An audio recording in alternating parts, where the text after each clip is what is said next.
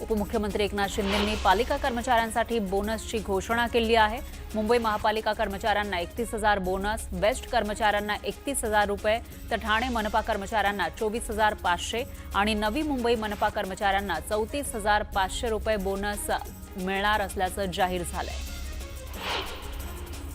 माओवाद्यांच्या Dandakaranya zonal समितीचा प्रवक्ता रुपेशच्या नेतृत्वात 150 माओवादी आत्मसमर्पण करणार आहेत। कडक सुरक्षा व्यवस्थेत या माओवाद्यांना जबलपूरला नेण्यात येणार आहे। जबलपूरमध्ये हे सर्व माओवादी आत्मसमर्पण करणार आहेत।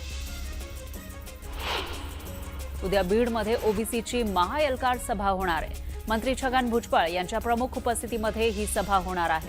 या मेळाव्याच्या बॅनरवर मंत्री पंकजा मुंडे, धनंजय मुंडे, लक्ष्मण हाके यांचे फोटो आहेत। या बॅनरवरून सध्या चर्चा सुरू आहे। मंत्री माणिकराव कोकाटे यांचे बंधू भारत कोकाटेंनी उद्धव ठाकरेंच्या पक्षाची साथ सोडत भाजपमध्ये प्रवेश केला। प्रदेशाध्यक्ष रवींद्र चव्हाण यांच्या उपस्थितीमध्ये हा पक्ष प्रवेश पार पडला। मराठा आरक्षण प्रकरणी उद्या सुप्रीम कोर्टामध्ये सुनावणीची शक्यता आहे। काल हे प्रकरण कोर्टात मुंबई उच्च न्यायालयामध्ये याचिकाकर्त्यांनी मेन्शन केलं होतं, मात्र कोर्टानं स्थगितीला नकार दिला। त्यामुळे आता मराठा आरक्षणाच्या जीआरला आव्हान देणाऱ्या याचिकेवर उद्या सुप्रीम कोर्टामध्ये सुनावणी होण्याची शक्यता आहे। उद्धव ठाकरेंनी सामना दिवाळी अंकातून सरकारवर हल्लाबोल केला।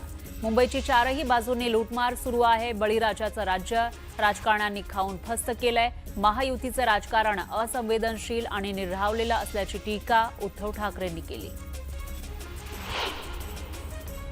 भाजपच्या बैठकीमध्ये कोण काय बोललं त्याच्याशी माझा काहीही संबंध नाही। त्यांच्या पक्षांतर्गत गोष्टीमध्ये मी बोलणं उचित ठरत नाही। त्यांनी काय बोलावं हा त्यांचा पक्षांतर्गत विषय, त्यामध्ये हस्तक्षेप करणं योग्य नाही, अशी प्रतिक्रिया योगेश कदम यांनी दिली। रत्नागिरीमध्ये उपमुख्यमंत्री एकनाथ शिंदेंच्या वाहनाचं राज्यमंत्री योगेश कदम यांनी सारथ्य केलं। उपमुख्यमंत्री शिंदे रत्नागिरी दौऱ्यावर असताना कदमांनी गाडी चालवली। अंबरनाथ विधानसभा मतदारसंघाचे शिवसेना आमदार बालाजी किरणेकर यांनी भाजपला इशारा दिला। अंबरनाथ शहरामध्ये शिवसेनेची ताकद मोठी आहे, असं असताना नगराध्यक्ष आमचाच होणार असं भाजप नेत्यांकडून सांगण्यात येत आहे। यावरून युती धर्म पाळा, अन्यथा भाजप नगरसेवकांच्या प्रवेशाची मोठी यादी आमच्याकडे आहे, असा इशारा किरणेकरांनी दिला। चाकणमध्ये ब्लू एनर्जी मोटर्सच्या ग्रीन ट्रक निर्मिती प्रकल्पानं देशाच्या वाहतूक क्षेत्रामध्ये क्रांती आणली आहे। केंद्रीय मंत्री नितीन गडकरी आणि मुख्यमंत्री देवेंद्र फडणवीस यांनी या उपक्रमाचं कौतुक केलं। भारतातील पहिल्या इलेक्ट्रिक मालवाहतूक ट्रकचे मुख्यमंत्र्यांच्या हस्ते लॉन्चिंग करण्यात आलं। यावेळी मुख्यमंत्री फडणवीस ड्रायव्हिंग सीटवर बसले आणि त्यांनी हा ट्रक चालवला। इलेक्ट्रिक ट्रक भारतीय बनावटीचा असल्याची माहिती देवेंद्र फडणवीसांनी दिली। त्यामुळे प्रदूषण कमी होण्यास मदत होणार असल्याचंही ते म्हणाले। बारामतीमध्ये शरद पवार, अजित पवार पुन्हा एकत्र आले। विद्या प्रतिष्ठान शैक्षणिक संस्थेच्या वार्षिक सभेला दोघांनी उपस्थिती लावली। यावेळी अजित पवार आणि शरद पवार यांच्यात एका खुर्चीचं अंतर होतं, तर अजित पवारांकडून विद्या प्रतिष्ठानमधील विकास कामांची पाहणी करण्यात आली। मला राजकारणात कशाला ओढता, मी धर्मनीतीवर बोलतो। मतचोरीच्या प्रश्नांवर धीरेंद्र शास्त्रींनी ही प्रतिक्रिया दिली। तर मतचोरी होते की नाही मला माहीत नसल्याचं ते म्हणाले। क्रांतिकारी शेतकरी संघटनेच्या वतीनं लातूरमध्ये रविकांत तुपकर यांच्या उपस्थितीमध्ये सोयाबीन ऊस परिषद घेण्यात आली। परिषद सुरू होण्यापूर्वी शेतकऱ्यांनी सोयाबीनची होळी करत सोयाबीनला 8,500 रुपये इतका दर देण्याची मागणी केली।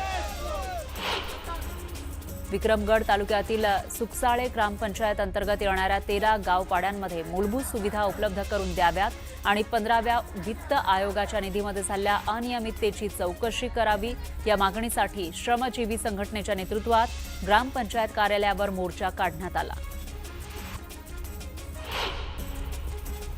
सोलापुरात काँग्रेस कार्यकर्त्यांनी भाजप कार्यालयासमोर आंदोलन केलं। त्यानंतर भाजप उपाध्यक्ष अनंत जाधव यांच्या नेतृत्वात काँग्रेसला प्रत्युत्तर देण्यात आलं। भाजप कार्यकर्त्यांकडून घोषणाबाजी करत प्रणिती शिंदेंविरोधात आंदोलन करण्यात आलं। अकोल्याच्या आले गावात एका तरुणानं आरक्षणासाठी आत्महत्या केली। त्याच्या बलिदानासाठी विजय बोचरे यांच्या कुटुंबाला आर्थिक मदत देण्याची मागणी करण्यात आली। भिवंडी महानगरपालिकेच्या मुख्यालयाबाहेर आशा सेविकांनी धरणे आंदोलन केलं।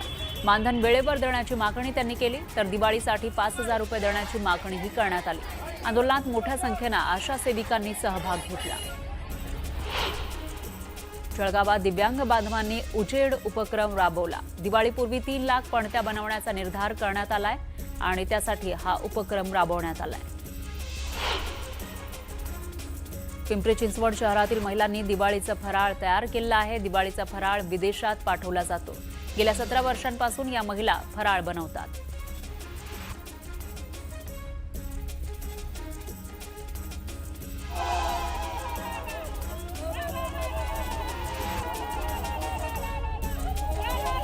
बीडच्या मासल गावात जात प्रमाणपत्र मिळत नसल्यानं महादेव कोळी समाज बांधवांनी उपविभागीय अधिकारी कार्यालयासमोर मुंडन आंदोलन केलं.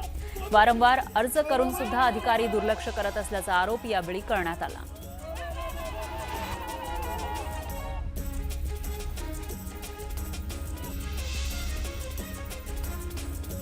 लातूर जिल्ह्यातील रेणापूर इथं राष्ट्रवादी शरदचंद्र पवार पक्षाच्या कार्यकर्त्यांनी मतदार याद्यांची होळी करत प्रशासनाच्या कारभाराचा निषेध केला. रेणापूर नगरपंचायतीच्या 17 प्रभागांमध्ये गेल्या वर्षभरामध्ये 2,000 पेक्षा जास्त मतदार वाढलेत. एकाच मतदाराचं अनेक प्रभागामध्ये नाव असल्याचा आरोप यावेळी करण्यात आला. शासकीय मदत मिळवण्यासाठी पूरग्रस्त शेतकऱ्यांचा संघर्ष त्यांना करावा लागतोय. नियम आणि अटी शर्थींमुळे शेतकरी त्रस्त झालेत. बागायत जमीन आणि जिरायत जमिनीबाबत अधिकाऱ्यांमध्ये संभ्रम आहे. त्यामुळे शेतकऱ्यांची अडवणूक होती असा आरोप करण्यात आलाय. साताऱ्याच्या सासपडे इथं अल्पवयीन मुलीची निर्घृण हत्या करण्यात आली. तिच्या कुटुंबाला लवकरात लवकर न्याय मिळावा यासाठी केस फास्ट ट्रॅक कोर्टामध्ये चालवली जाणार असल्याची माहिती आहे. आरोपीला फाशीची शिक्षा व्हावी यासाठी राज्य महिला आयोगाकडून शिफारस करणार असल्याचं आयोगाच्या अध्यक्षा रुपाली चाकणकर यांनी सांगितलंय.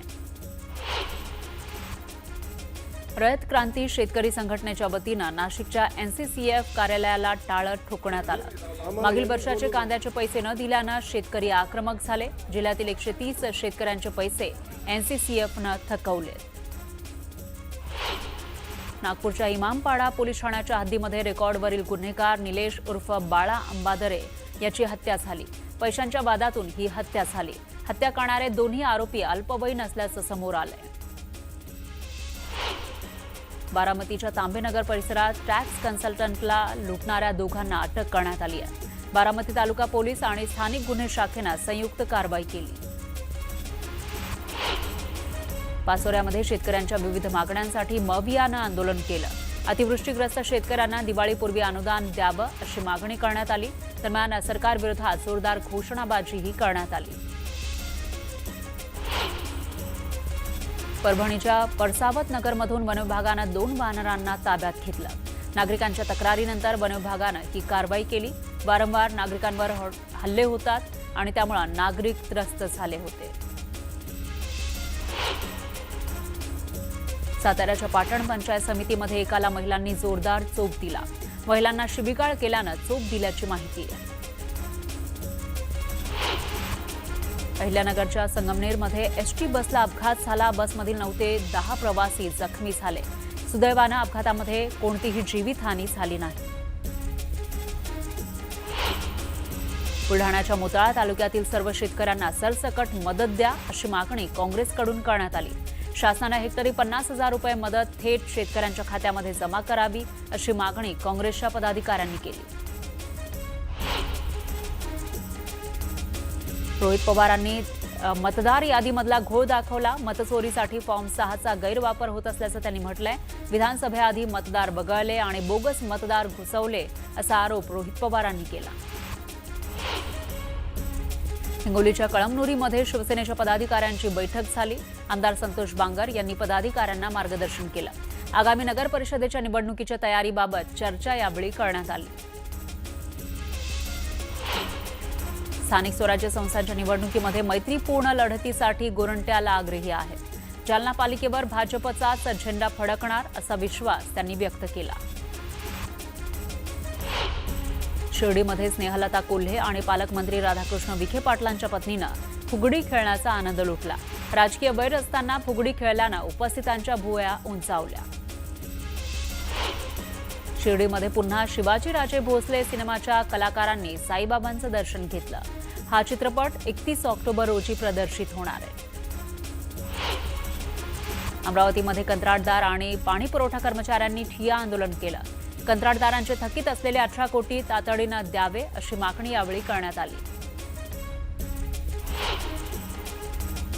मद्यपी ग्रामसेवकावर कारवाई करण्याच्या मागणीसाठी सिल्लोड पंचायत समितीसमोर ग्रामस्थांनी साखळी उपोषण केलं. मद्यपान करून ग्रामसभा घेणाऱ्या ग्रामसेवकाचं निलंबन करावं आणि ग्रामसभेमध्ये घेतलेला एकतर्फी ठराव रद्द करावा या मागणीसाठी हे उपोषण करण्यात आलं.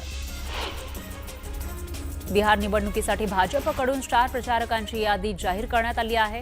पंतप्रधान मोदींसह 40 नेत्यांचा स्टार प्रचारक यादीमध्ये समावेश आहे. महाराष्ट्र राज्यातून मुख्यमंत्री फडणवीस आणि विनोद तावडे यांचंही नाव स्टार प्रचारकांच्या यादीत आहे.